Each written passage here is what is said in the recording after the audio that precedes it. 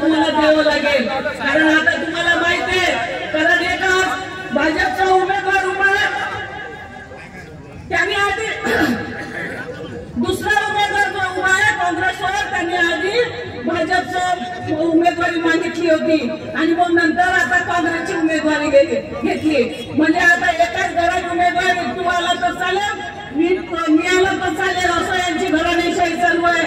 म्हणून बंधूंनो, या ठिकाणी तुम्हाला जर बाळासाहेब आंबेडकरांना निवडून आण्याची संधी तुमच्यापर्यंत पोहोचलेली आहे। कारण तुम्ही जर जिल्हा परिषदेच्या सत्तेमध्ये बघितलं तर अगल समाजाला बाळासाहेब आंबेडकरांनी सत्तेत बसवलेलं आहे। मी कुणबी समाजाची आहे, गेल्या 20 वर्षापासून जिल्हा परिषदेमध्ये निवडून येणारी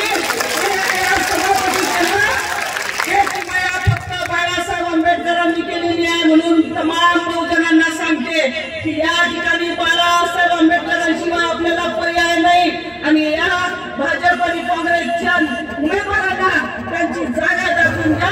26 तारखेला बाळासाहेब आंबेडकरांचं 5 नंबरचं बटन दाबून बाळासाहेब आंबेडकरांना प्रचंड बहुमताने निवडून आणा, एवढीच विनंती करते आणि इथंच थांबते।